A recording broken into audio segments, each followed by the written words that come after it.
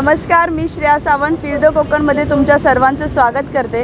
तर आज आपण आलो आहोत रत्नागिरी जिल्ह्यातील गणपतीपुळे येथे।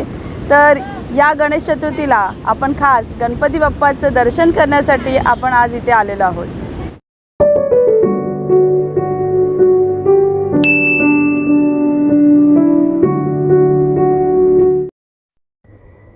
कोणत्याही कार्याची सुरुवात करताना गणरायाची प्रार्थना करण्याची आपली संस्कृती आहे। जर आपलं एखादं काम गणपतीची पूजा प्रार्थना करून केली तर त्या कामामध्ये कधीच अडथळा येत नाही। म्हणूनच गणपतीचे दुसरे नाव आहे विघ्नहर्ता। प्रत्येक धार्मिक स्थळामागे काहीतरी महत्त्व असतंच, त्यांचा काहीतरी इतिहास किंवा महिमा असतोच।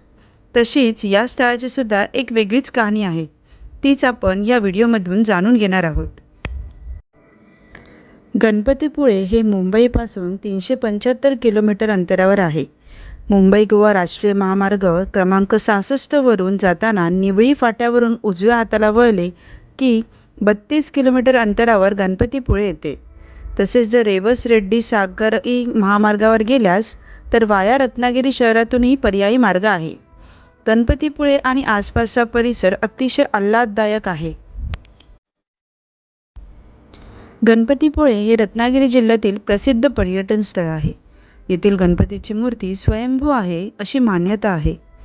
सह्याद्री पर्वतातील डोंगराळ भागात विराजलेली नैसर्गिक मूर्ती आणि जवळच पश्चिमेला अरबी समुद्र यामुळे देऊळ आगळेवेगळे आहे।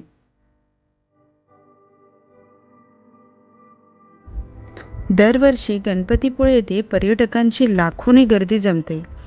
दर्शन व हॉलिडेजसाठी परफेक्ट स्थळ म्हणजे गणपतीपुळे मंदिर।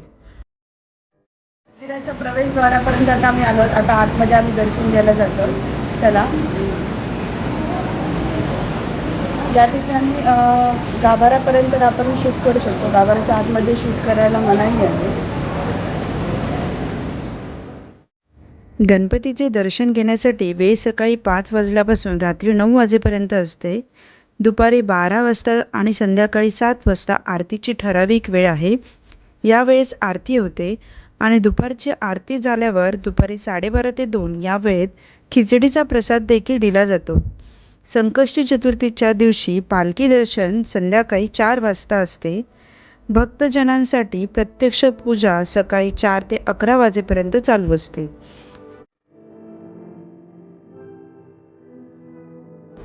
खूप सारे रेलिंग क्रॉस करून फायनली आता आम्ही गणपतीच्या देवारा म्हणजे गाभाऱ्यासमोर पोहोचत आहोत।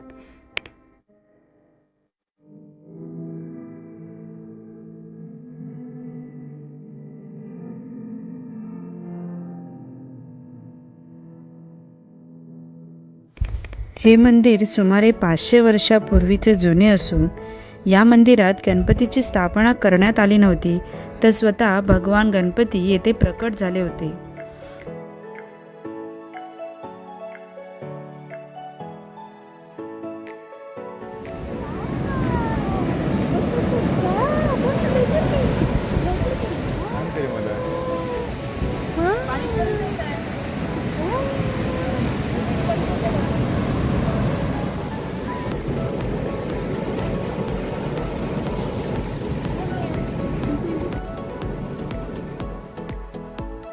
ही डोंगराच्या बाजूला असल्याने तिला प्रदक्षिणा घालण्यासाठी संपूर्ण डोंगराला प्रदक्षिणा घालणे क्रमप्राप्त असते। 1 किलोमीटर लांबीचा हा प्रदक्षिणा मार्ग समुद्र, वाळूचा किनारा आणि नारळ पोफळीच्या झाडांमुळे अतिशय विलोभनीय आहे। मंदिराची वास्तुकला रेड आग्रा या खास दगडाचा वापर करून या मंदिराचे बांधकाम करण्यात आलं आहे। उंच घुमटाकृती गर्भगार आणि सभामंडपाच्या छतावरील नक्षीकाम यांच्यावर सूर्यकिरण पडल्यावर यांचं दृश्य डोळ्याचं पार न फिटणारं असतं। मंदिराच्या दक्षिण बाजूस 5 त्रिपुरा आहेत। त्रिपुरा पौर्णिमेला त्यावर दिवे प्रकाशमान होतात तेव्हा मंदिराची रोषणाई मनमोहित करणारी असते। जानेवारी व नोव्हेंबर महिन्याच्या सूर्यास्ताच्या वेळी सूर्यकिरणे थेट जाऊन स्वयंभू मूर्तीवर पडतात।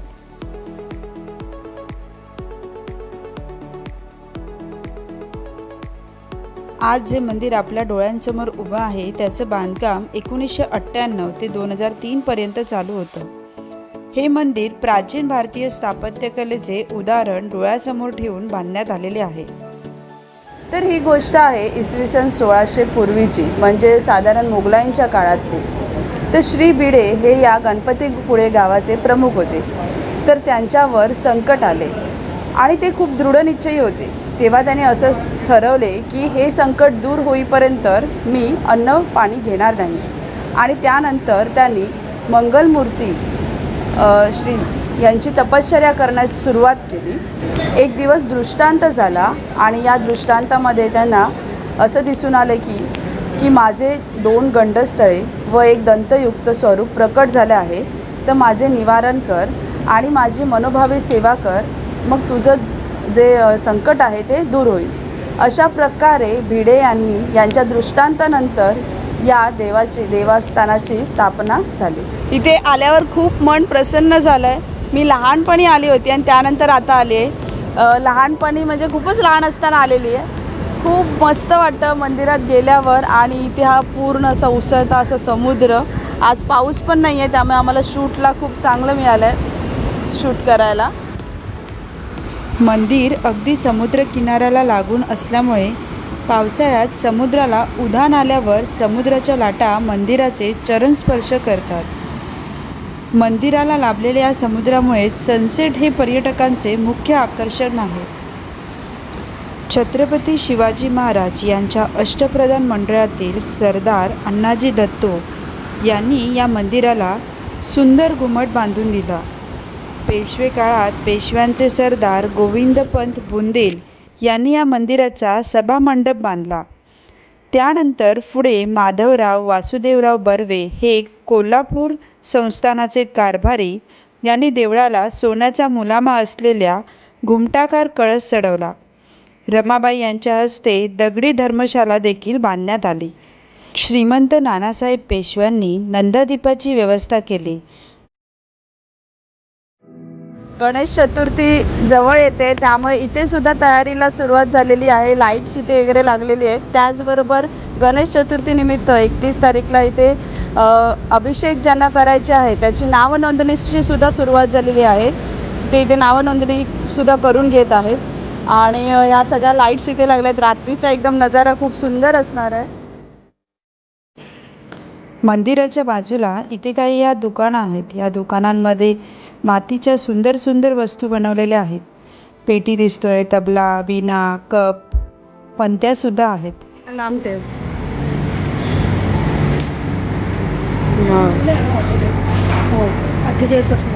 48 वर्ष.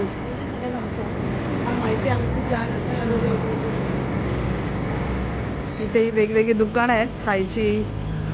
कोकणी मोदक, मँगो पल्प, आवळा सरबत, ज्यूस, कोकण मेवा. इथे कोकण मेवा, हां बरोबर, कोकण मेवा, लोणची.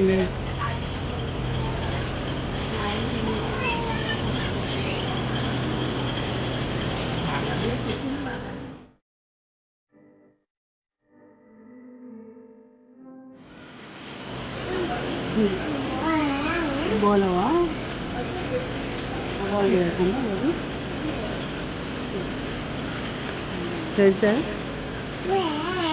म्हणजे ना हा बोलावा, कुठचा लावा. हे गाडीत लावायला छोट्यामध्ये त्या मस्त आहेत त्या.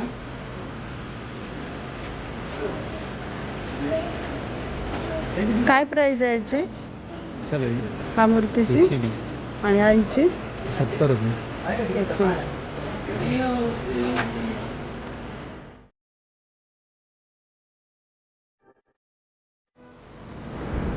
नियाशार लांबलचक असा समुद्रकिनारा. हा किनारा मंदिराची शोभा वाढवतच आहे. त्याचप्रमाणे पर्यटकांचे मुख्य आकर्षण जरी गणपतीपुळं असलं तरी मनाला मोहित करणारा हा समुद्रकिनारा आहे. दरवर्षी अनेक पर्यटन खास करून या समुद्रकिनाऱ्याला भेट देण्यासाठी येतात.